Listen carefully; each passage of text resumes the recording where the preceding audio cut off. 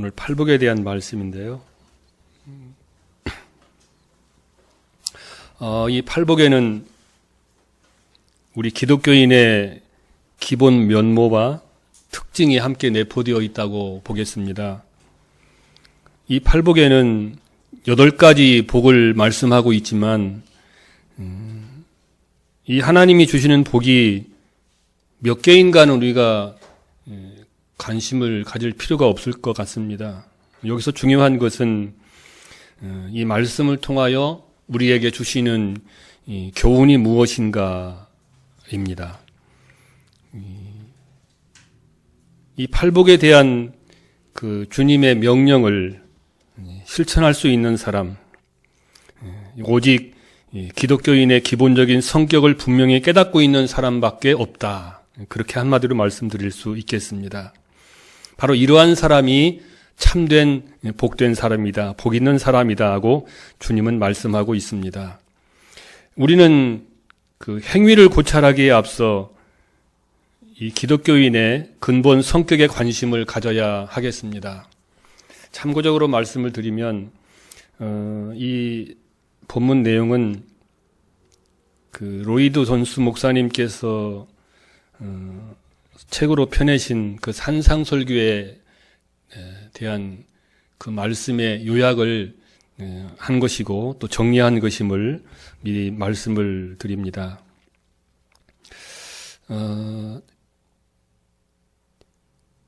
그 팔복으로부터 이끌어낼 수 있는 일반적인 그 교훈이 있다고 하면 첫 번째로 우리 기독교인은 모두 이처럼 복이 있는 사람이 되어야 한다는 것이고요. 또 두 번째로는 우리 모든 기독교인은 이런 모든 특징을 모두 나타내야 한다는 것입니다. 세 번째는 각 특징은 오직 성령 사역에 의해서만 은혜로 산출될 수 있는 하나의 기질로 보는 것입니다. 네 번째, 이 서술들은 분명히 그리스도인과 또 비그리스도인과의 사이에 근본적이며 절대적인 차이가 있다고 하는 것을 나타내고 있습니다. 다섯 번째로, 그리스도인과 비그리스도인은 두 개의 전혀 다른 세계에 속해 있다고 하는 것을 염두에 두어야 한다고 하는 겁니다. 이 첫 번째 복과 맨 마지막에 나오는 복이 보면 모두가 다 똑같이 천국으로 약속되어 있습니다.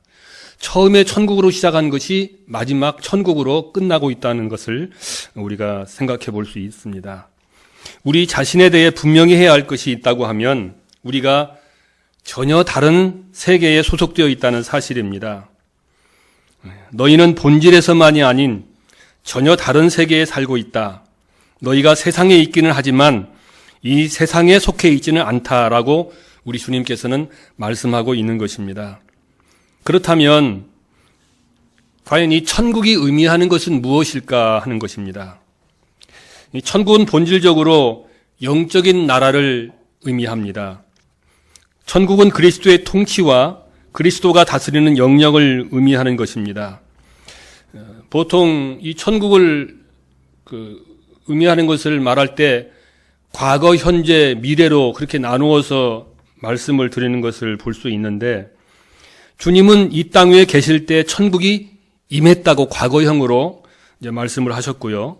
동시에 천국은 모든 참 신자들 안에 있는 것을 의미하고 있습니다. 현재적 상황을 말씀하고 있는 것입니다. 마지막 미래적인 상황은 앞으로 임할 것으로 그렇게 말씀을 하고 있습니다. 그러니까 천국은 임했다. 천국은 임하고 있다. 천국은 임하려 하고 있다. 이렇게 세 가지로 말씀을 드릴 수 있을 것입니다. 천국은 그리스도의 통치가 온 세계 위에 물질적이며 또 물리적인 그런 의미에서까지 확립될 때 완전히 임하는 것으로 그렇게 말씀을 하고 있습니다. 바로 그때에서야 천국이 완전한 형태로 온전히 임할 것을 말씀을 하고 있는 것입니다. 과연 그렇다고 하면 우리 그리스도인과 비그리스도인과의 본질상 얼마나 다른 차이가 있을까? 이것은 우리가 스스로 자문해 보아야 할 내용이라고 할 수 있겠습니다. 과연 우리는 천국에 소속되어 있는가? 또 지금 그리스도의 통치를 받고 있는가? 과연 그렇다면 우리는 참으로 복된 사람들인가? 참으로 복됨에 행복한 사람은 우리 주님께서 복되다고 인정하실 만한 그런 사람들밖에 없다고 그렇게 결론적으로 말씀드릴 수 있겠습니다. 이 팔복에 대한 우리의 즉각적인 반응에 따라서 우리가 어떤 사람인가 정확히 판별될 수 있는 것이고 또 이런 사실들을 위해서 각각 자신의 신앙을 살펴보는 것이 필요하다 하겠습니다. 우선 첫 번째 복을 보겠습니다. 심령이 가난한 자는 복이 있나니 천국이 그들의 것이며 말씀을 하였습니다. 이 처음에 오는 이 말씀은 뒤에 오는 모든 복의 열쇠가 된다고 하였습니다. 심령이 가난해지지 않고는 천국에 들어갈 수 없기 때문입니다. 심령이 가난한 것은 그리스도인과 천국 시민의 기본 특징이라고 할 수 있을 것입니다. 심령이 가난해진다는 건 이런 말의 의미는 속을 완전히 비우는 상태를 의미하고 있습니다.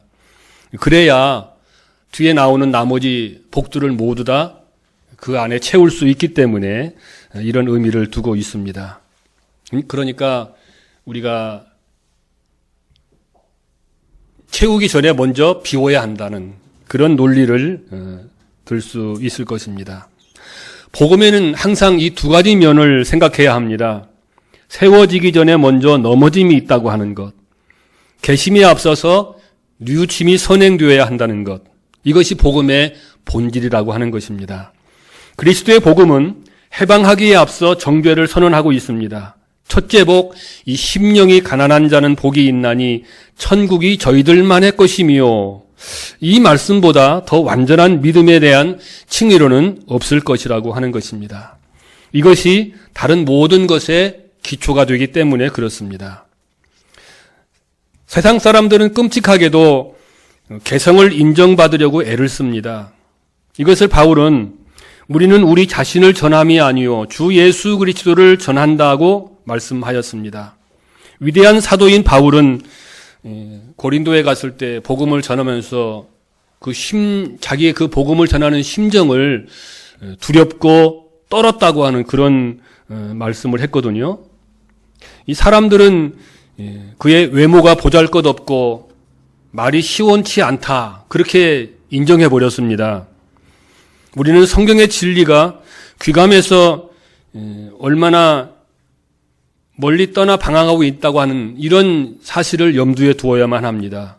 그러니까 오늘도 우리가 토론 가운데 이 말씀의 신앙이 얼마나 중요하다고 하는 것을 살펴보았습니다만, 너무나 이 성경의 진리를 무시하는 그런 경우들이 많이 있기 때문에 이런 말씀을 하고 있는 것이라고 볼 수 있을 것입니다. 우리는 이 악한 세상에 속하는 그 어느 것과 전혀 다른 나라에 살고 있다고 하는 것, 이것을 우리는 이 말씀을 생각할 때 처음부터 분명히 해야 하겠습니다. 그렇다면 이 심령이 가난한 것은 어떤 것일까? 이사야 57장 15절에 보니까 이렇게 말씀을 하고 있습니다. 지극히 존귀하며 영원히 거하시며 거룩하다 이름하는 자가 이같이 말씀하시되, 내가 높고 거룩한 곳에 거하며 또한 통회하고 마음이 겸손한 자와 함께 거하나니 이는 겸손한 자의 영을 소생하게 하며 통회하는 자의 마음을 소생케 하려 함이라. 이것은 겸손의 특징에 대한 말씀을 하고 있는데, 이런 겸손의 정신은 모세를 비교하면 아마 쉽게 이해가 될 수 있을 것 같습니다. 모세는 자기에게 부과된 임무를 수행할 자격이 없음을 깊이 느끼고 자신의 부족함과 또 자신이 그 하나님의 일을 맡아서 행하는 일에 있어서 부적격자임을 고백하고 있는 것을 볼 수 있습니다. 그리고 다윗을 보면 주여 내가 누기에 당신이 제게로 오시나이까, 너무나 겸손한 그런 태도를 고백하는 말씀을 볼 수 있습니다. 그리고 이사야서에 있는 말씀도 보면 환상을 본 이사야가 그 고백하는 내용 가운데도 보면 나는 입술이 부정한 사람이라 이렇게 고백을 하고 있고요. 또 베드로 같은 경우를 보면 이 베드로는 자신을 믿는 현대의 전형적인 그 세속인에 속한 사람이라고 할 수 있을 것입니다. 그만큼 과격하고 또 그 성질머리가 아주 급한 그런 사람으로 이제 볼 수 있는데 그가 주님을 만났을 때 그 주님에게 고백하는 것이 바로 그런 내용입니다. 나를 떠나달라고 하는, 나는 죄인이라고 하는 이런 고백을 하고 있는 것을 볼 수 있습니다. 그런 사도 베드로임에도 불구하고 그는 여전히 담대했고 개성은 변함없었다고 했습니다. 동시에 그가 심령이 가난한 사람이었다고 그렇게 진술을 하고 있는 것을 볼 수 있습니다. 바울 같은 경우를 보면 큰 능력을 가지고 그 능력을 의식하고 있던 사람이었거든요. 하지만 그가 기록한 서신들을 보면 그의 생애 끝까지 싸웠던 싸움을 가리켜서 고백하는 그 내용을 보면 자만에 대항하는 싸움이었다고 말합니다. 그러니까 아마 이런 의미에서 자랑이라는 말을 계속 사용한 것도 이런 까닭에서였지 않을까 그렇게 보고 있는 것입니다. 그는 심령이 가난했으므로 자신이 부적격자라고 하는 사실을 느꼈던 것 같습니다. 무엇보다도 우리는 이것을 우리 주님의 생애에서 보게 됩니다. 주님만큼 그 이상으로 겸손한 사람은 없다고 그렇게 말해도 과언이 아닐 것입니다. 그는 하나님이시면서 사람이 되셨고 죄인의 육신의 모양을 입고 이 땅에 오셨습니다. 그는 신성의 대권을 주지 않으셨고 사람처럼 사시기로 결정하신 분이십니다. 그러면서 요한복음 14장 10절에 보니까 내 자신의 힘으로는 아무것도 할 수 없다고 그렇게 고백하고 있는 말씀을 볼 수 있습니다. 바로 이것이 심령이 가난하다는 의미일 것입니다. 이것은 자만심이 온전히 없음과 또 자신과 자신 의존이 완전히 없음을 의미하는 것이라고 할 수 있을 것입니다. 가난하다는 것은 우리가 하나님과 마주할 때에 느끼는 우리의 철저한 무능에 대한 이 엄청난 인식이라고 할 수 있을 것입니다. 그런 의미에서 심령의 가난은 우리가 철저히 복종한 상태에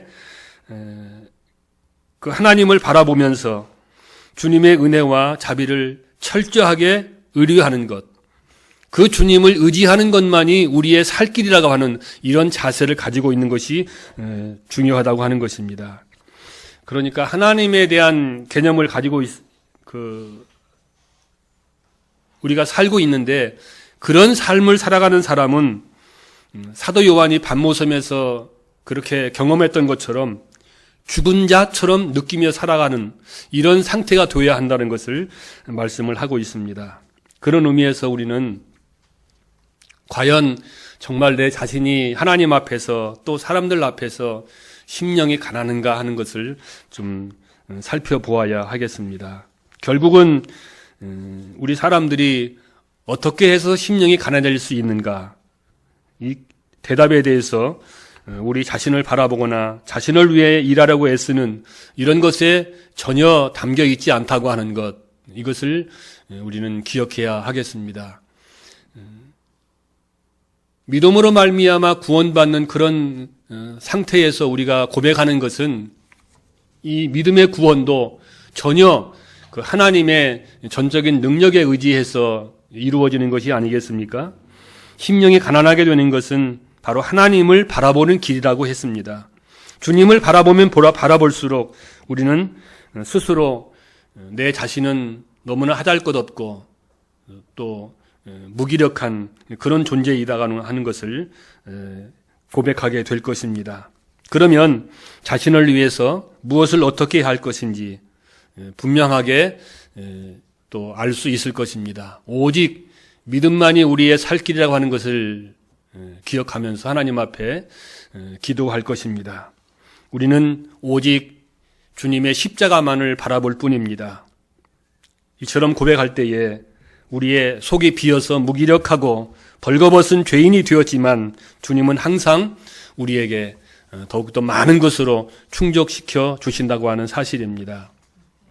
두 번째로 애통하는 사람들이 복이 있다고 하는 말씀을 하고 있는데 이런 사람들만이 위로를 받을 것이라고 말씀을 하고 있습니다. 이 두 번째 복도 그리스도인과 세상에 속한 사람들과 구별되게 합니다. 세상 사람들이 꼭 피하고 싶어 하는 것이 하나 있다고 하면 그것은 바로 이 애통일 것입니다. 할 수 있는 대로 행복하자고 말하는 것이 세상 사람들입니다. 하지만 복음은 참으로 애통하는 자들만이 행복하다는 것을 말씀하고 있습니다. 그 누가복음 6장 25절의 병행 어구를 보면 주님께서는 이 말씀을 하시면서 화 있을진저 너희 웃는 자여 너희가 애통하며 울리라고 말씀을 하셨습니다. 주님은 화를 선언함으로 말미암아 이 세상의 웃음과 유쾌함과 행복을 정죄하고 있는 것입니다. 이 팔복에 대한 말씀 가운데서 이 애통하는 사람들의 받을 복에 대한 그 말씀을 보면 우선 부정적인 면부터 시작하고 있는 것을 볼 수 있습니다. 죄의식은 필연적으로 개심에 선행해야 한다는 것입니다. 쉽게 말하자면 구원의 참 기쁨이 있기 전에 죄의식이 먼저 있어야 한다는 것입니다.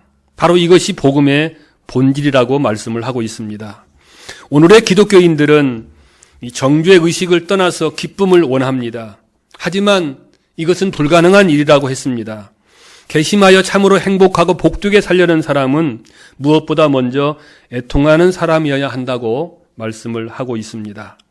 기독교인은 주 예수 그리스도를 닮은 사람들입니다. 주님은 많은 형제 가운데 첫째 아들이라고 하지 않았습니까? 이것이 우리들의 궁극적인 목표가 되어야 할 것입니다. 바울은 누가 이 죽음의 몸에서 나를 건져내랴고 외치고 있는데요. 이 구절은 애통의 의미가 무엇인가를 확실하게 말해주고 있습니다. 바울은 마음의 법과 몸의 지체의 법 사이에서 비참한 싸움을 하고 있었던 것입니다. 우리가 참된 기독교인이 되어야 한다면 사도 바울과 또 다른 사도들과 모든 세대의 성도들을 닮아야 할 것입니다. 애통한다는 것은 심령이 가난한 데서 필연적으로 따라오는 것입니다. 참으로 자기와 대면하고 자기 삶을 검토하는 사람이라면 자기 죄 때문에 필연적으로 애통해야 한다는 것입니다. 그런 점에서 애통은 불가피한 것이며 실제 체험이며 사실입니다. 이것은 매우 철저한 시금석이 되는 것입니다. 만일 이와 같은 유의 가르침을 반대한다면 그것은 곧 내가 주의 백성이 아니며 주 그리스도의 가르침을 반대하고 있는 것을 또 말하는 것이라고 하겠습니다. 하지만 내 속에 있는 이런 것들 때문에 애통한다면 나는 참으로 애통한 사람이라고 확실하게 알 수 있을 것입니다. 참된 기독교인은 여기서 머물러 있는 것이 아니라 다른 사람들의 죄 때문에도 애통해야 한다고 했습니다. 우리 주님이 슬픔을 많이 겪었고 질고를 아는 자이셨던 이유도 바로 이런 이유 때문이라고 하였습니다. 주님은 죄라고 하는 무섭고 더러운 것을 보면서 나사로의 무덤에서 우셨고 예루살렘 성을 보고 애통해 하신 것을 우리는 잘 알고 있습니다. 세상의 바람은 먹고 마시고 즐기자, 이 세 가지가 요약되어서 말할 수 있는 것이라고 할 수 있을 것입니다.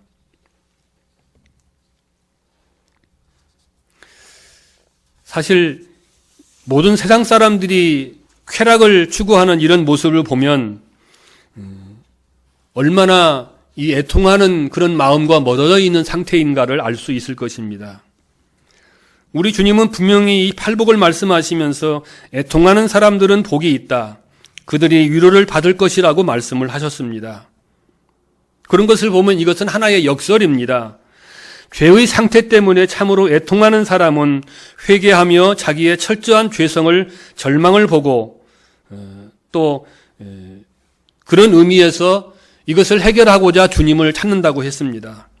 우리가 참으로 애통한다면 그리스도가 나의 죄로 인하여 돌아가셨음을 확신하는 것이라고 했습니다. 우리는 그 속에서 주님이 예비하신 완전한 준비를 보며 위로를 받고 또 슬픔은 기쁨으로 변하는 것입니다.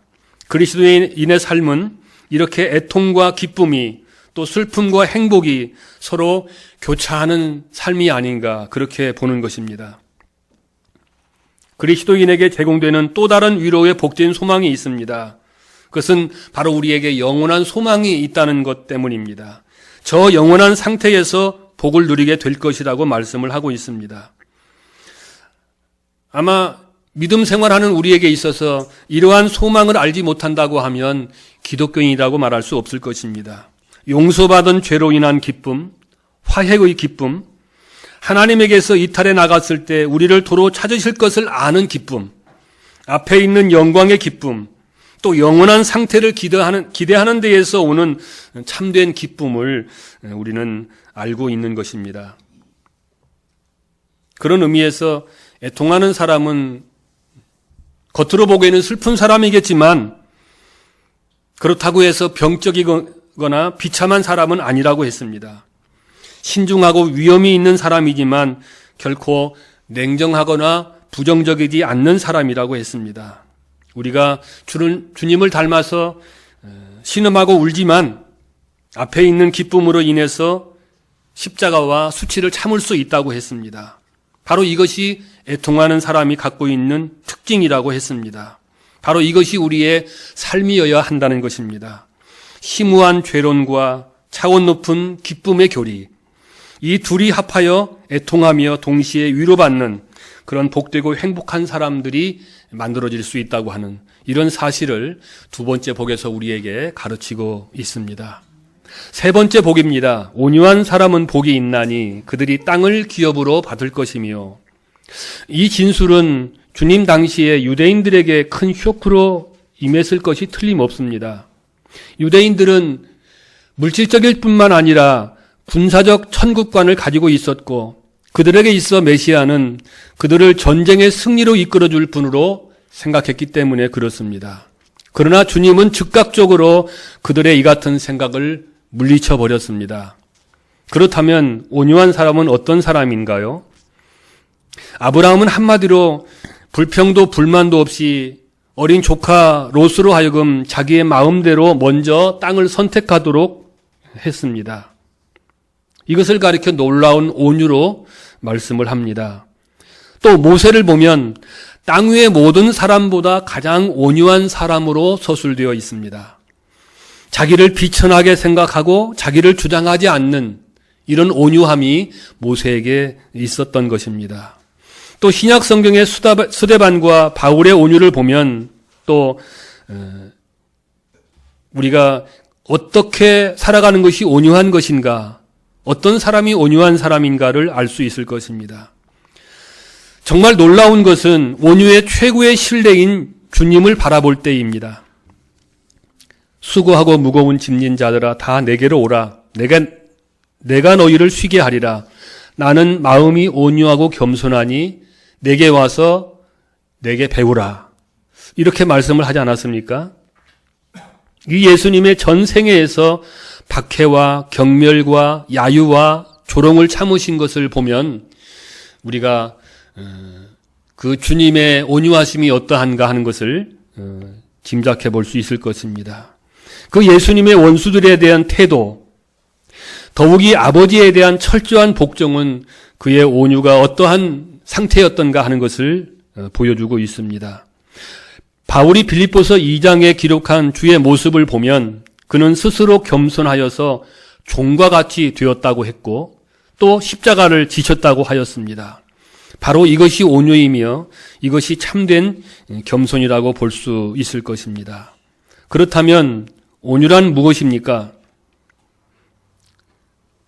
구약의 예레미야 선지자는 자기 자신을 가리켜서 팔팔 끓는 가마솥과 같다고 고백했거든요. 그런데도 그의 성품을 보면 온유하다고 그렇게 말씀을 하고 있습니다. 막강한 지도자고 비상한 인격자로서 강인한 인물로 등장하는 이 사도 바울의 철저한 겸손과 온유도 우리가 생각해 보지 않을 수 없습니다. 온유는 하나님께서 성령을 통하여 만드신 것이라고 합니다. 온유는 이 태만을 의미하지도 않고 또 이 온유는 무기력함을 의미하지도 않는다고 했습니다.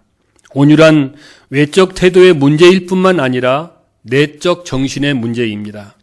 참 온유는 참을 뿐만 아니라 입을 통제하며 말하고 싶은 것을 말하지 말아야 한다고 했습니다.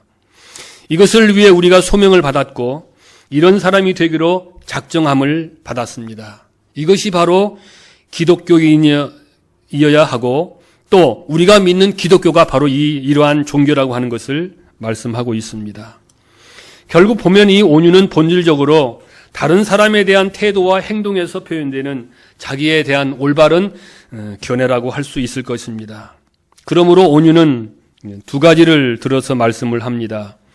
내 자신에 대한 자세인 동시에 다른 사람에 대한 관계에 있어서의 내 태도의 표현이라고 하는 것입니다.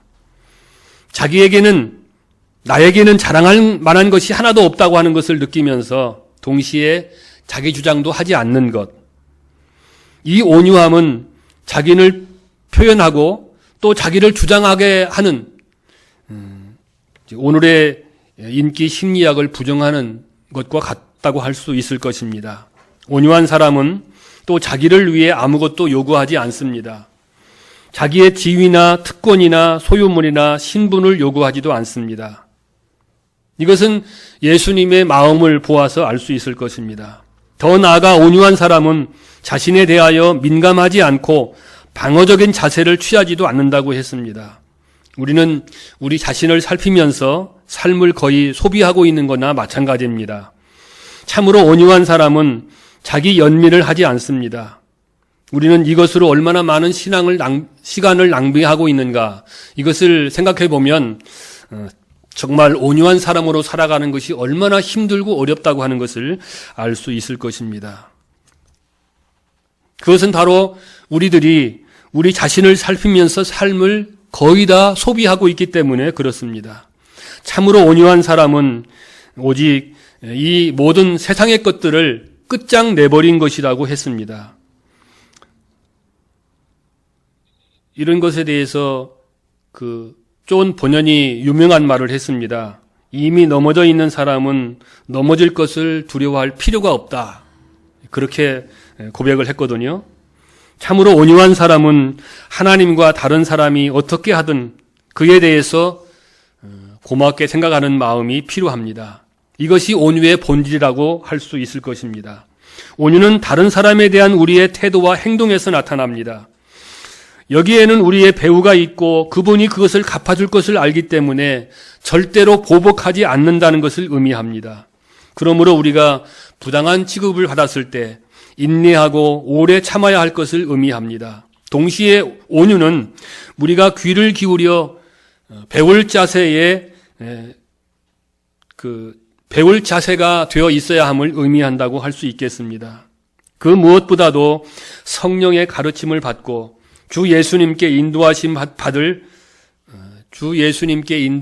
받을 준비가 되어 있어야 한다는 것입니다. 온유는 항상 배우고 귀를 기울일 태세가 되어 있어야 한다는 겁니다. 그리고 온유는 모든 것, 바로 우리 자신, 또 권리, 대의 명분, 우리 앞날까지 모든 것을 하나님의 손에 맡겨야 합니다. 온유한 사람에게 과연 이렇게 살아가는 삶에 있어서 어떤 일이 있게 되는가? 결론은 땅을 차지할 것이라고 말씀을 하고 있습니다. 아니, 어떤 면에서 우리는 온유한 사람이기 때문에 이미 이 땅에서 땅을 얻은 것이나 다름이 없습니다. 참으로 온유한 사람은 항상 만족함을 누리는 사람이라고 했습니다. 이미 만족하고 있는 사람이라는 것입니다. 사도 바울은 이것을 더 훌륭히 표현해서 아무것도 가지지 않은 자 같으나 모든 것을 소유한 자로다, 이렇게 고백을 했거든요. 또 나는 비천하게 살 줄도 알고 부유하게 살 줄도 안다. 내게 능력 주시는 자 안에서 내가 모든 것을 할 수 있다.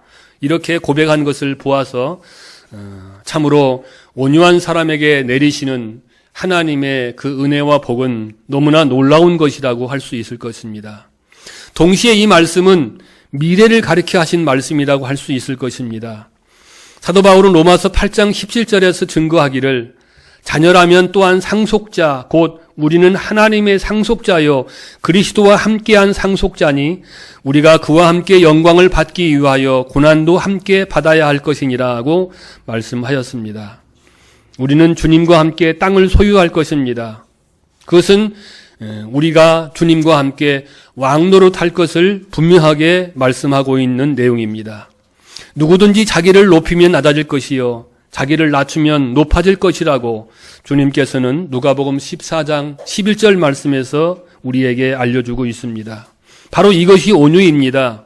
성령님이 아니시면 아무것도 우리를 겸손하게 할 수 없고 성령님이 아니시면 아무것도 우리에게 심령이 가난하게 할 수도 없고 우리의 죄성 때문에 우리를 애통하게도 할 수 없는데 예수 그리스도의 마음도 받을 수 없는 그런 상태라는 것입니다. 구원받은 성도라 주장하는 사람들은 이미 성령을 받았음을 반드시 주장해야 한다는 것입니다. 왜냐하면 온유라고 하는 것이 성령께서 직접 만드신 열매이기 때문에 그렇습니다. 우리가 할 일은 온유에 대한 말씀을 묵상하면서 그리고 무엇보다도 주님을 바라보는 것이 필요한 것입니다. 더욱 겸손해져서 우리 자신의 부족함과 불완전함을 철저하게 고백하는 것, 그리고 우리의 모든 문제의 원인인 자아와는 절교해버리는 것, 그래야만 자기 희생으로 말미암아 우리를 값주고 사신 주님께 들어오셔서 우리를 소유하실 수 있다는 것입니다. 네 번째 복입니다. 의에 줄이고 목마른 자는 복이 있다, 배부를 것이다는 이런 말씀입니다. 참된 평화의 길은 오직 여기에 있다는 것입니다. 우리는 하나님의 말씀을 살피는 대신 사람의 생각과 감정에 빠져서 하나님의 시간을 낭비할 때가 많이 있습니다. 이 네 번째 복 역시 앞의 복들을 논리적으로 뒤따르고 있습니다. 이 복은 다른 복들의 논리적 결론이기 때문에 우리 모두 하나님께 깊이 감사하고 고맙게 생각해야 할 것입니다. 지금까지의 다른 복들은 우리로 하여금 자신을 살피고 검토하게 하지만 여기서는 그 해결책을 찾기 시작합니다. 이기주의와 자기중심은 자아에 의지하여 자아를 신격화시키면서 궁극적으로는 모든 불행의 씨앗이 되는 이런 사실을 우리가 알고 있습니다. 그런데 여기서 우리는 돌이켜 해결책이 되는 자아로부터의 구원을 모색하게 되는 것입니다. 그렇다면 의란 무엇을 의미하는 것이겠습니까? 단순히 막연하게 존경할 만한 태도라든가 보편적인 도덕성을 의미하지 않습니다. 여기서 의는 칭의뿐만 아니라 성화도 포함하고 있습니다. 궁극적으로 온갖 태도의 죄에서 해방되고자 하는 욕구를 의미하는 것입니다. 의는 하나님과 바른 관계에 있기 위해서 힘쓰는 것이고 죄를 제거하려는 욕구라고 하였습니다. 의에 줄이고 목마른 것은 적극적으로 성결해지기를 소원하는 것, 이 외에 아무것도 없습니다. 의인은 인생의 최고 욕망이 하나님을 알고 그와 교제를 나누면서 하나님 아버지와 아들과 성령과 함께 빛 가운데서 동행하고자 하는 것을 의미하고 있습니다. 그런 의미에서 우리의 최고의 갈망은 바로 예수 그리스도를 닮아가는 것이라고 할 것입니다. 여기서 줄이고 목마르다는 것이 무슨 뜻을 가지고 있습니까? 자신의 노력과 힘으로 이 의를 얻을 수 있다는 생각을 의미하지 않는 것은 분명합니다. 첫째 복이 심령이 가난해야 한다고 말해주는데 이것은 우리의 절실한 궁핍의식을 의미하고 고통스러울 정도의 심각한 궁핍의식을 의미하고 있습니다.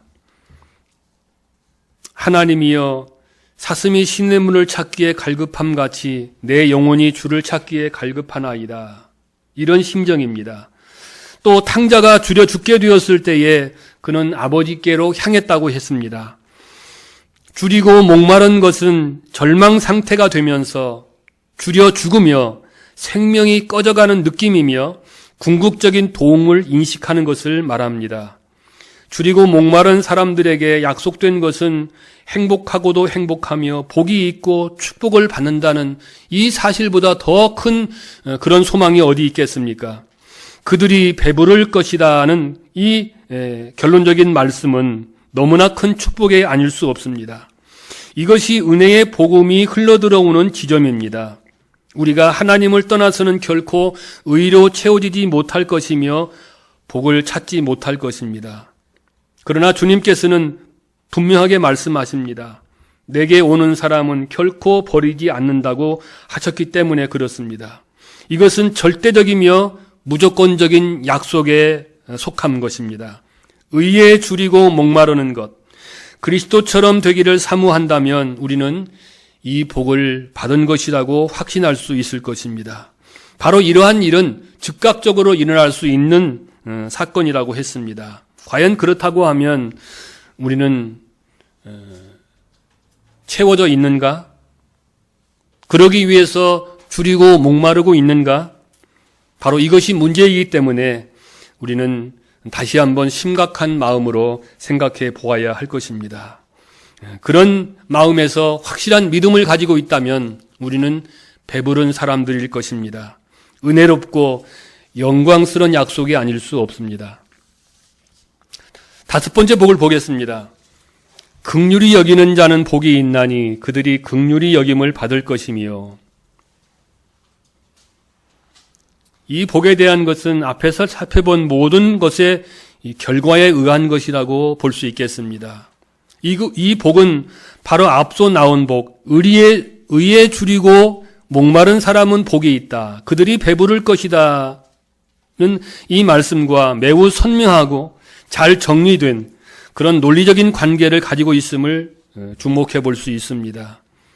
긍휼히 여기는 자는 복이 있다.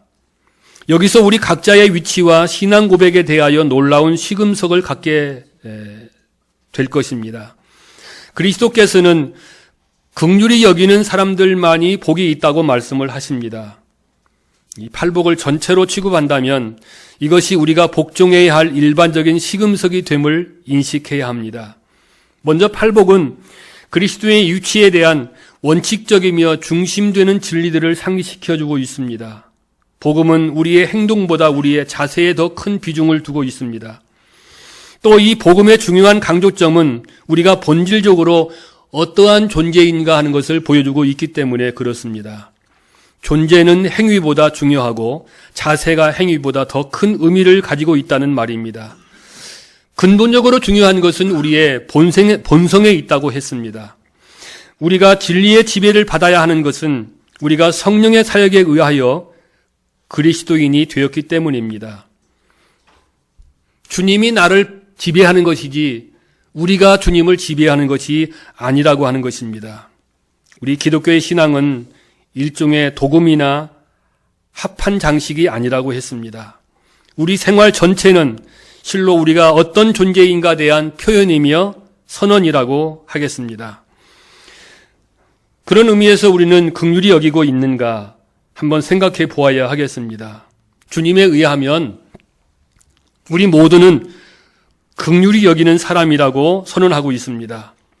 여기서 긍휼히 여긴다는 것은 안이하고 적당히 하는 것이 아니라고 말하는 이유, 이것을 생각해 보면 특별히 이것은 오로지 하나님에게만 적용되는 형용사라는 것을 기억해야 하겠습니다. 하나님은 긍휼하시다. 하나님은 의로우시며 거룩하시며 공의로우시며 긍휼하신 분으로 그렇게 말씀을 하고 있습니다. 이런 것을 보면 긍휼과 진리는 서로 조화됩니다.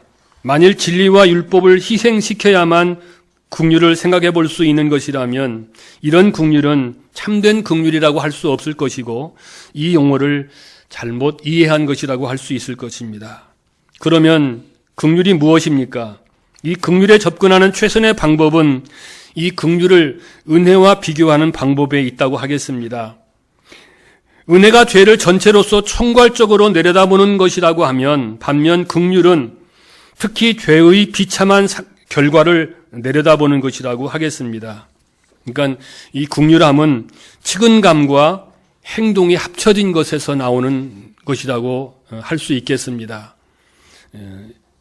여기에 적합한 그 비유를 들자면 선한 사마리아 사람의 이야기를 들 수 있을 것입니다. 이 선한 사마리아 사람은 강도에 희생된 그 사람을 불쌍히 여겨서 상처를 싸매고 그 사람에게 양식과 숙소를 마련해 주지 않았습니까? 바로 이것을 북률의 마음이라고 하는 것입니다. 측은감만 느끼는 것을 의미하지 않고 그 사태를 완전하게 제거하려는 하나의 노력을 의미한다는 것입니다. 완벽하고 으뜸 가는 긍휼이라고 하면 하나님께서 이 땅에 아들을 보내시며 또 그 독생자 예수님께서 이 땅에 오신 성육신을 둘 수 있을 것입니다. 하나님은 우리의 가련한 상태를 보셨고 고통을 보셨으며 그래서 우리의 상태를 해결하신 것입니다. 공의와 긍휼 사이, 긍휼과 진리 사이, 이 사이에는 전혀 모순이 없다는 것입니다. 그런 것을 보면 이 둘은 서로 잘 조화될 수밖에 없는 것입니다. 일반적으로 죄와 관련되어 있는 은혜가 하나님께서 죄의 결과를 내려다보시게 되면 일반적인 것을 떠나 이것은 특별한 긍휼에 속한 것이라고 할 수 있는 것입니다. 과연 그렇게 의롭게 살아가는 그런 모습으로 살아갈 때에 긍휼히 여기는 사람에게 주어지는 그 복이 뭐겠습니까? 긍휼히 여김을 받는다고 했습니다. 이 말씀처럼 자주 오해를 받아온 팔복은 없을 것입니다.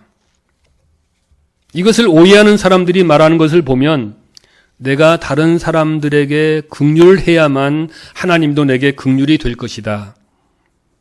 내가 용서해야만 나도 용서를 받을 것이다.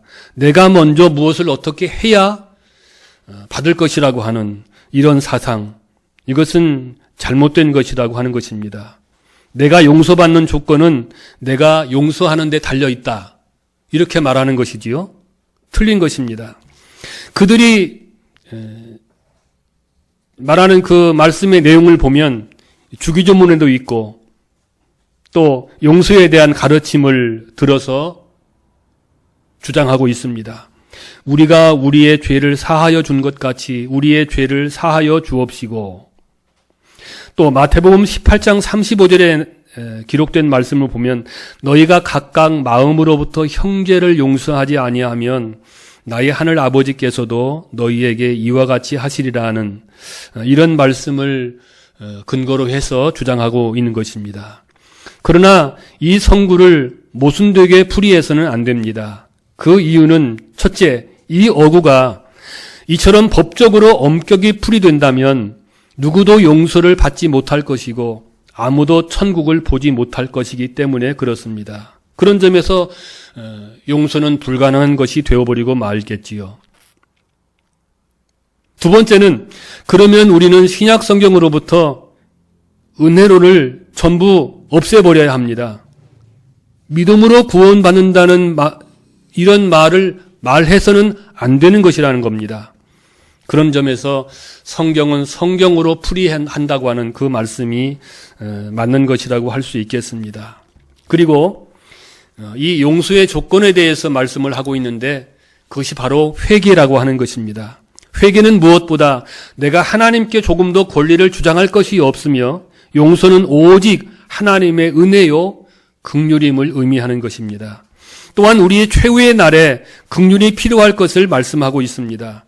종말의 날에 우리 모두 그리스도의 심판대 앞에 서서 직고할 때 이 긍휼이 필요하다고 하는 것입니다. 예수 그리스도의 은혜가 우리 속에 있다면, 우리가 정말 긍휼하다면 그 날에 긍휼히 여김을 받을 것이기 때문입니다. 긍휼하지 못하다면 하나님의 은혜와 긍휼을 이해하지 못한 것이거나 그리스도 밖에 있어서 아직 죄 속에 있거나 용서를 받지 못한 그런 상태일 것이기 때문입니다. 과연 우리는 긍휼한 마음으로 살아갑니까? 죄인들이 우리에게 죄를 지어도 그 모든 죄인을 불쌍히 여기고 있는지 말입니다. 우리는 세상과 혈육과 마귀의 희생물이요 또 속고 있는 사람들을 불쌍히 여기고 있는지 한번 살펴보아야 하겠습니다. 긍휼히 여기는 사람은 복이 있고 그 복이 긍휼을 얻을 것이기 때문에 그렇습니다. 6번째 복입니다. 마음이 청결한 자는 복이 있나니 그들이 하나님을 볼 것이요. 이 말씀의 뜻을 조금이라도 아는 사람은 경외감과 자신의 부적격함을 가져야만 이 말씀을 접근할 수 있을 것입니다. 하나님을 보는 것이야말로 모든 사람들의 온갖 노력의 궁극적인 목표이고 목적이 되어 왔다고 해도 과언이 아닐 것입니다. 예수 그리스도의 복음을 전체적으로 보면 모두가 다 이 마음을 강조하고 있는 것을 보게 됩니다. 오늘도 설교 말씀에 목사님께서 결론적인 부분에서 마음을 고쳐 먹으라고 그렇게 말씀을 했는데 이 마음이 그만큼 중요하다고 하는 것입니다. 마음은 주님의 가르침의 중심이라고 할 수 있습니다. 우리의 신앙은 궁극적으로 교리의 이해와 지성의 문제일 뿐만 아니라 마음의 상태임을 다시 상기해야 합니다. 기독교는 마음의 상태가 어떤가?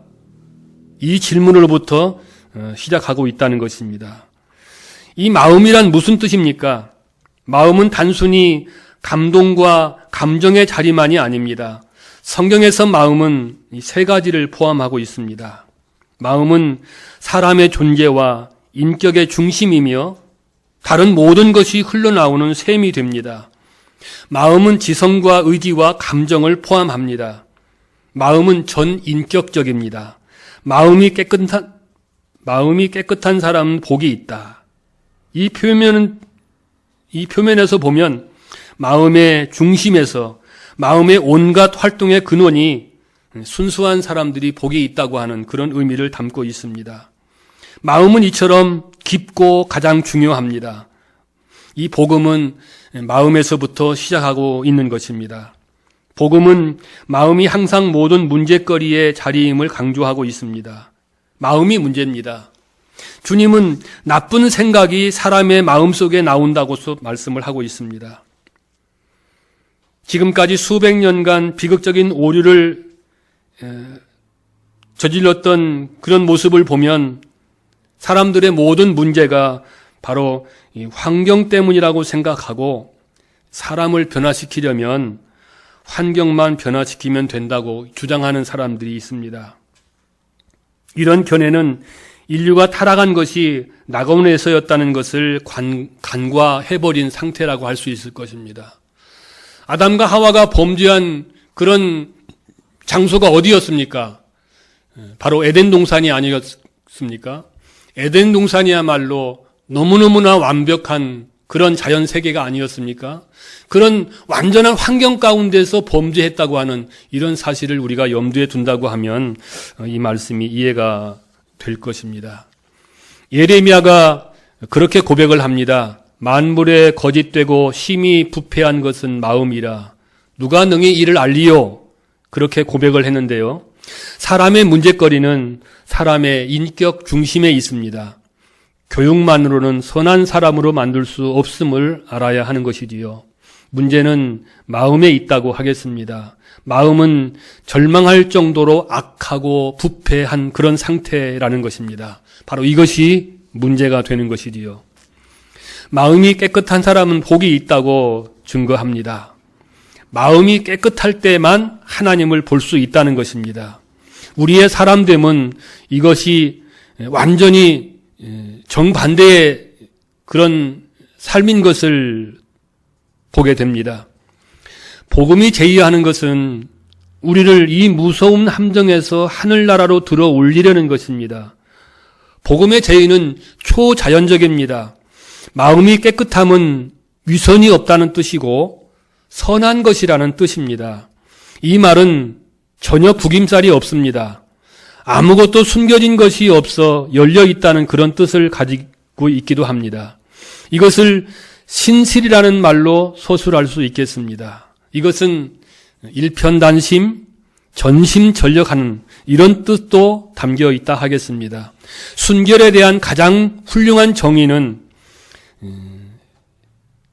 그 시편 기자가 고백했던 것처럼 일심으로 주를 경외하게 하소서, 여기에 담겨 있다고 할 수 있을 것입니다. 그러니까 우리에게 문제되는 것은 이제 분할된 마음입니다. 자꾸 마음이 어지러운 그런 상태로 깨끗하기보다는 자꾸 분열되어지고 또 이상한 데에 빠져버리고 그런 상태를 두고 하는 것입니다. 깨끗함의 의미는 이뿐만이 아닙니다. 이 용어는 동시에 정화되어서 아주 아무런 흠이 없는 그런 상태를 뜻하기도 합니다. 마음이 깨끗한 것의 완전한 표현은 죄를 지으신 일이 없고 그의 입에서 아무런 거짓도 찾아볼 수 없으신 완전하고 또 흠이 없는 순결하고 온전한 그 주 예수 그리스도를 담는 것을 의미하고 있습니다. 마음이 깨끗한 것은 가장 크고 으뜸되는 계명을 지키는 것이라고 하겠습니다.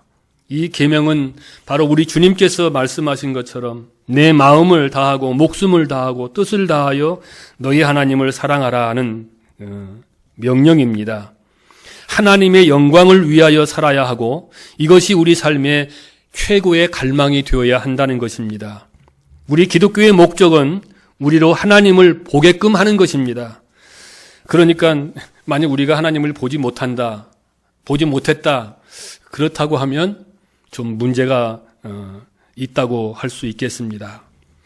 하나님을 볼 수 있기 위해서 필요한 것은 성결하고 또 깨끗한 마음, 혼합되지 않는 상태를 말하고 있습니다. 우리 하나님을 빛으로 묘사하고 있습니다. 그 안에는 어두운 것이 전혀 없다고 했습니다.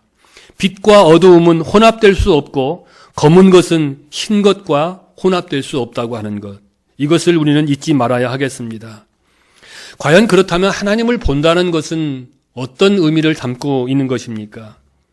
과연 하나님을 본다는 것이 객관적이며 가시적인 것인가? 아니면 순전히 영적인 것인가? 우리는 이것에 대하여 정확히 모릅니다. 우리가 아는 것은 오직 마음이 깨끗한 사람은 하나님을 볼 것이라는 말씀을 의지하는 것입니다. 바로 이것은 너무나 큰 영광스러운 약속이기 때문에 그렇습니다. 다른 사람이 보지 못하는 하나님을 믿음의 눈을 가지고 있는 사람은 볼 수 있다는 것입니다. 그의 가까우심을 느낀다는 의미에서 그의 임재를 누린다는 의미에서도 그러합니다. 비록 불완전해도 지금 우리는 이런 의미에서 하나님을 보고 있다고 주장할 수 있을 것입니다. 우리는 보이지 않는 그분을 보고 있습니다. 그분을 볼 수 있는 또 한 방법은 우리의 체험, 곧 하나님의 우리를 향하신 은혜로운 그 교제 관계에서 비롯되는 것입니다. 우리는 지금은 고린도전서 13장에서 바울 사도가 고백했던 것처럼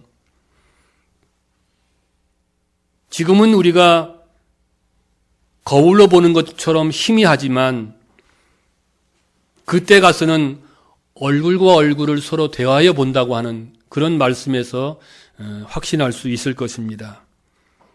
너무 희미한 것 같지만 분명히 하나님을 보는 것은 보는 것이라고 하는 것, 이것을 잊지 말아야 할 것입니다. 그렇다면 마음은 어떻게 깨끗해질 수 있는 것입니까? 수세기를 통하여 주목해서 이끌어온 견해가 있습니다. 그것은 우리가 해야 할 일은 오직 하나, 승려나 수도원 제도 같은 견해로서 이 세상과 결별해야 한다는 것입니다. 그러나 돌이켜보면 이것은 철저하게 비성경적입니다. 성경의 방법은 우리의 타고난 마음이 검다는 것을 알고 다윗의 그 기도로 고백하는 내용처럼 하나님이여 내 속에 정한 마음을 창조하시고 내 속에 정직한 영을 새롭게 하소서, 이렇게 고백해야 할 것입니다. 정결한 마음을 가지는 오직 한 길은 성령이 우리 마음에 들어와 깨끗하게 해 주시는 것밖에 없습니다. 이 일은 지금도 진행되고 있고 또 흠 없이 점과 주름 없이 오점 하나 없이 될 날이 오고 있음을 우리는 분명히 확신할 수 있을 것입니다. 이 일이 하나님의 이름을 믿는다고 하면 동시에 야고보 사도가 고백한 것처럼 하나님을 가까이 하라. 그리하면 그가 너희에게 가까이 하실 것이라. 그렇게 말씀을 하면서 우리에게 위로를 주고 있습니다. 우리 자신이 할 수 있는 일을 다 해야 합니다. 그리고 이것으로 충분하지 못하다는 것과 그분이 이 일을 최종적으로 하셔야 함을 우리는 알고 있습니다. 그러기에 우리가 주님의 도우심을 바라는 것이 아니겠습니까? 바울은 로마서에서 영으로 육체적인 행위를 죽이면서 살 것이라고 말씀을 하고 있습니다. 하나님을 보는 것이 우리 최고의 목표요, 갈망이요, 소망이 아니겠습니까? 우리의 한 가지 확신은 하나님께서 우리 안에 활동하시며 이것을 준비하고 계신다는 사실입니다. 그러므로 주님이 깨끗하고 순결하신 것처럼 우리를 또 우리의 마음을 깨끗하고 정결하게 하는 것이 무엇보다 필요하겠습니다. 7번째입니다. 화평케 하는 사람들은 복이 있나니. 이 그리스도인의 특징을 이렇게 한 단계 더 나아가 고찰할 때 성경 전체에서 팔복만큼 우리 자신을 시험하고 우리의 교만을 꺾는 말씀은 없다고 하겠습니다. 이 7번째 복의 진술은 하나님께 채움을 받은 결과와 그 작용을 말씀하고 있습니다. 이 복이 온유한 사람들은 복이 있다는 말씀과 부합함을 알 수 있습니다. 가난한 심령과 긍휼히 여기는 것, 애통하는 것과 마음이 청결한 것이 서로 관계가 있고 온유와 화평케 하는 것에도 서로 일치점을 갖고 있기 때문에 그렇습니다. 이것들 사이의 연결점은 하나님께서만 주실 수 있는 충족을 하나님께 바라며 기다린다는 점이 같습니다. 화평케 하는 사람은 어째서 복된가?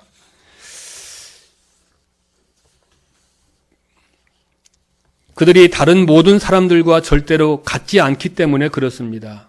왜냐하면 이들을 가리켜 하나님의 자녀들이라고 불려지기 때문에 그렇습니다.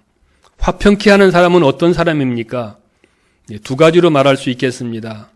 먼저 수동적인 의미에서 그가 평화로운 사람이라고 말할 수 있는 것입니다. 또 능동적인 의미에서 평화를 살아가는 사람, 평화를 능동적으로 만드는 사람, 이렇게 또 생각해 볼 수 있을 것입니다. 본질적으로 화평케 하는 사람은 수동적으로 또 능동적으로 부정적으로도 긍정적으로도 평화를 사랑하는 사람으로 두통거리를 만들지 않을 뿐만 아니라 평화를 만들기 위해서 아주 힘쓰는 사람이라고 하였습니다. 그리고 화평케 하는 사람이 되기 위해서는 절대 중립이 되어야 하며 이렇게 되어야 쌍방을 화합시킬 수 있다는 것입니다. 다시 말해서 화평케 하는 자는 반드시 자기에게 가져오는 결과에 비추어 세상 만사를 생각하는 사람이 아니라는 것입니다. 사람들은 세상 만사를 자기 중심적 관점에서 바라봅니다. 항상 싸움과 오해와 분쟁으로 유도하는 것은 바로 이런 정신이며 이것이 화평자의 자격을 부정하는 것입니다. 그런 의미에서 화평케 하는 사람은 첫째, 그가 자아에 대해 전혀 새 견해를 가지고 있는 것을 봅니다. 우리가 자신의 심령의 가난함을 보았고 자신의 검은 마음 때문에 애통하고 자신을 보고 의에 줄이고 목말랐다면 우리의 권리나 특권을 주장하지 못할 것입니다.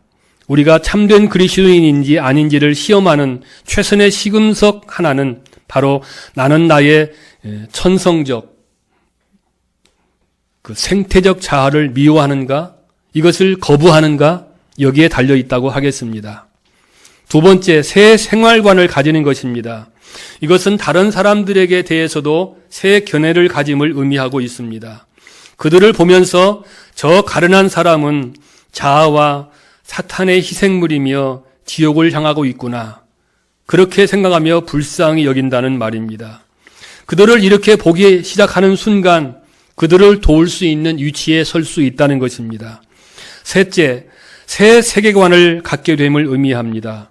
그것은 사람들에게 하나님의 영광을 나타내는 일입니다. 자기를 낮출 준비가 되어 있고 하나님의 영광을 톡진하기 위해서라면 어떤 일을 위해서라도 할 준비가 되어 있다는 것입니다. 이 일을 위해서라면 고난을 당할 준비가 되어 있다고 그렇게 말하기도 합니다. 그 결과를 보면 하나님의 자녀라 일컬음을 받는다고 했습니다. 여기서 일컬음을 받는다는 것은 소유된다는 뜻으로 화평케 하는 자들은 복이 있다. 그들이 하나님의 자녀로 소유될 것이기 때문이다. 하나님이 그들을 자녀로 소유하신다는 것입니다. 이 말씀은 화평케 하는 자는 하나님의 자녀이며 하나님을 닮았다는 뜻입니다. 하나님의 아들이 세상에 오신 것은 평화의 하나님이시기 때문에 주님이 이 땅에 오신 것입니다. 평화의 하나님께서는 점잔만을 빼시지 않으시고 오셔서 화평을 이루셨다고 했습니다. 화평케 하는 사람들이 하는 일은 바로 하나님이 하신 일의 반복을 하고 있다고 하는 이런 사실을 염두에 둘 때에 우리도 화평케 하는 일에 힘써야 하는 것을 말씀하고 있습니다. 만일 하나님께서 하나님의 권리와 체면을 세우셨다면 온 인류는 지옥과 절대 파멸에 보내졌을 것입니다. 예수님이 이 땅에 오신 것은 평화의 왕이시기 때문에 오신 것입니다. 그가 어떻게 평화를 이루셨다고 했습니까? 바울은 골로새서에서 그의 아들의 십자가의 피로써 평화를 이루셨다고 했습니다. 주님은 우리가 하나님과 화평하며 우리 마음속에 평안을 누리며 서로 화평하기 위해 자기 몸을 내어주셨다고 했습니다. 주님은 신성과 영원성의 특권을 주장하지 않으시고 사람의 모양이 되시고 십자가에 죽기까지 하셨습니다. 자기를 조금도 생각하지 않으셨기 때문입니다. 우리가 하나님의 평화를 얻을 수 있기 위해서 예수님께서 우리를 위하여 죽으신 것입니다. 너희는 이 마음을 품어라. 곧 예수 그리스도의 마음이니 각각 자기 일만 돌보지 말고 서로 남의 일도 돌보아 주라. 이러한 말씀이 신약 성경의 가르침입니다. 하나님은 이 복되고 영광스러운 진리를 볼 수 있는 은혜를 우리에게 주셨고 우리를 평화의 왕을 닮은 자와 평강의 하나님의 자녀들로 만드신 것입니다. 마지막 살펴보겠습니다. 의를 위하여 박해를 받는 자는 복이 있나니 천국이 그들의 것임이라. 10절로서 그리스도인의 특징 묘사는 대체로 끝낸 것입니다. 이 복은 제자들에게 적용한 것으로 보여집니다. 이 복은 그리스도에 대한 적극적인 성격 모사가 아닌 것처럼 보이고 또 다른 복에 비해 간접적이지만 주님은 이것이 너희가 그리스도인이기 때문에 일어나는 것이라고 말씀을 하고 있습니다. 이 복이 화평케 하는 자들에 대한 언급에 뒤이어서 나온다는 사실은 그리스도인이 박해를 받는 것은 어떤 의미에서 화평케 하는 자이기 때문에 박해를 받는 것이라고도 말할 수 있을 것입니다. 이 사실은 그리스도인의 삶의 성격과 특징에 대하여 얼마나 큰 이해와 통찰을 주고 있는 것인가, 이것을 또 깊이 생각해 보아야 할 것입니다. 그리스도인이 화평케 하는 자라면 이 박해를 받는 것은 마땅한 것이라고 그렇게 말씀을 하고 있습니다. 이 복에 대한 약속이 첫째 복에서 하신 약속과 같습니다. 바로 천국 백성이 되는 것이 얼마나 중요한 것인가 하는 것을 담고 있기 때문에 그렇습니다. 우리가 받고 있고 충만히 받게 될 것이며 이 모든 복들을 다 받을 것인데 그 중에 더 큰 복은 천국 시민이 되면서 천국 소속에 달려 있다고 하는 것을 분명하게 말씀을 하고 있습니다. 바로 이 마지막 8번째 복도 그리스도인의 특징인 특징 중에 특징이 되는 것을 우리가 기억해야 하겠습니다. 우리가 이 복보다 더 조심해야 할 진술이 없으며 이 복처럼 잘못 해석하고 오해하기 쉬운 것도 없다고 하겠습니다. 본문은 신약 성경의 모든 가르침 중에서 매우 중요하고 본질적인 것이며 불가결한 부분입니다. 이 복이 의미하는 것은 무엇입니까? 의롭다거나 의를 실천한다는 것은 주 예수 그리스도를 닮는 것을 의미하고 있습니다. 그러므로 주 예수 그리스도를 닮기 때문에 박해를 받는 사람들이 복이 있다는 뜻입니다. 그분을 닮는 사람들은 박해를 항상 받는다고 하였습니다. 디모데후서 3장 12절에 보니까 무릇 그리스도 예수 안에서 경건하게 살고자 하는 자는 박해를 받으리라. 이것은 절대적인 진술입니다. 이 복이 팔복 중에서도 가장 탐사성이 큰 복이라고 할 수 있을 것입니다. 그렇다면 문제가 있습니다. 우리는 지금 박해를 받고 있는가? 이것이 성경에 일관되어 있는 그런 말씀이라고 하면 우리는 박해를 받아야 마땅할 것입니다. 지금까지 살아온 믿음의 유명한 선진들을 보면 모두가 다 의롭게 살아갔던 이유 때문에 박해를 받았습니다. 그 중에서 최고의 모범은 바로 우리 주님을 꼽을 수 있겠지요. 주님은 상한 갈대도 꺾지 아니하시며 꺼져가는 등불도 끄지 아니하신다는 그런 말씀을 들으실 만한 분이십니다. 그 어느 누구도 그처럼 부드럽고 친절한 분은 없었습니다. 하지만 세상이 그에게 어떤 일을 했는지 한번 생각해 보십시오. 그리고 교회사의 긴 역사를 통해서 우리가 공부해 보아서 알 수 있듯이 순교자의 생애, 이런 분들의 모든 모습들을 보면 전부가 다 박해를 받는 그런 상태였음을 우리는 잘 알고 있습니다. 그렇다면 의인은 누구에 의해서 박해를 받는가 생각해 보아야 합니다. 세상에서만이 아니라고 했습니다. 가장 격심한 박해의 일부는 교회 자체와 종교인들에 의해 의인들에게 가해졌다고 하는 것, 이것을 염두에 두어야 하겠습니다. 주님을 박해한 사람들이 바리새인과 율법자들이 아니었습니까?